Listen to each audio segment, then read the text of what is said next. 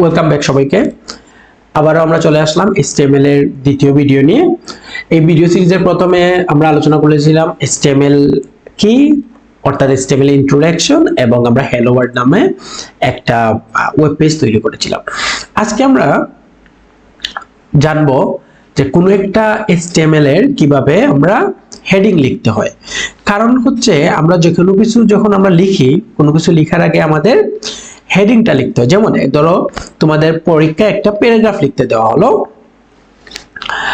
Like traffic jam. তোমরা traffic jam লেখা কিভাবে শুরু করো? প্রথমে তোমরা ট্রাফিক জ্যাম হেডিং লিখো উপরে, তারপর মেইন প্যারাগ্রাফ শুরু করো। সো আমরা কি দেখবো যে HTML এর হেডিং কত প্রকার এবং কিভাবে লেখা যায়। তো প্রথমে আমরা শুরু করবো HTML দিয়ে। এজ ইউ নো অলরেডি আমরা HTML লিখলাম, এবং HTML এর ভিতরে কি লিখতে হয়?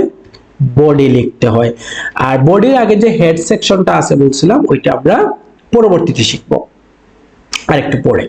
সো এরপরে আমরা প্যারাগ্রাফ, রাইট? কিন্তু কি বললাম, প্যারাগ্রাফের আগে তো আমাদের হেড লিখতে হয় বা হেডিং লিখতে হয়, রাইট? সো আমরা হেডিংটা হচ্ছে 6 প্রকারের। হেডিং কয় প্রকার? 6 প্রকারের। H1, H2, H3, H4, H5 and H6। H1 হচ্ছে আমাদের হেডিং এর সবচেয়ে বড় হেডিং, তারপর হচ্ছে H2, 3, 4, 5 এবং সবচেয়ে ছোট হেডিং হচ্ছে H6।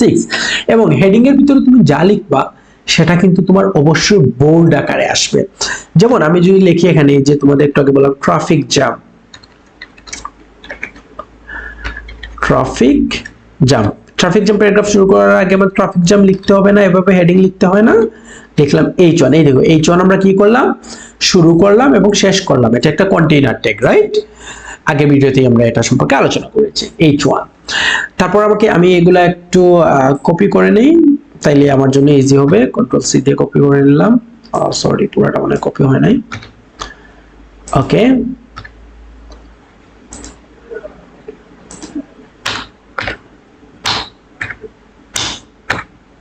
1 2 3 4 5 6।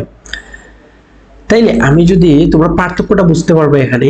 জাস্ট H1 কে আমরা H2 করে ফেললাম, H2 কে করে ফেলে H3, তারপর হচ্ছে আমার H4, তারপর হচ্ছে H5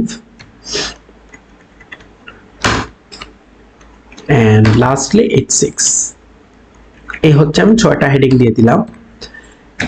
এবং হেডিং তুমি কিভাবে দিবা, কত বড় দিবা, সেটা ডিপেন্ড করে তোমার উপরে। HTML, এই যে আমি এক লাইনে দুইটা ক্লোজ করলাম। আগেরটাতে আমরা কি করছিলাম? উপরে HTML, নিচে উপরে বডি, নিচে HTML। এখানে এক লাইনে HTML এবং বডি আমরা ক্লোজ করলাম, এতে কোনো সমস্যা নাই। এই কাজটা যদি আমি এখানে করতাম, এই জায়গায় করতাম, তাও কোনো সমস্যা নাই।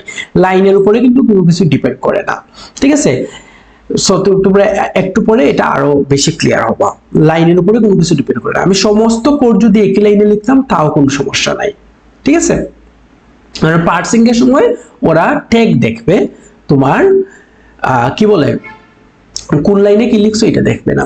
তো এটা যদি আমি একটু সেভ করি, কন্ট্রোল এস দিয়ে আমি সেভ করলাম হেডিং নামে, হেডিং ডট HTML লিখে আমি ডেস্কটপে সেভ করি, সেভ করলাম। তো আমি যদি মিনিমাইজ করি, এই দেখো হেডিং নামে একটা ফাইল এখানে ক্রিয়েট হয়ে গেছে। আমি এন্টার করলাম, এই দেখো ট্রাফিক জ্যাম। কি দেখতে পাচ্ছ? Traffic jam. এটা অনেক বড়, তারপর এটা ছোট, এটা তার থেকে ছোট, এবং H6 হচ্ছে সবচেয়ে ছোট, অনেক ছোট আকারে দেখা যাচ্ছে।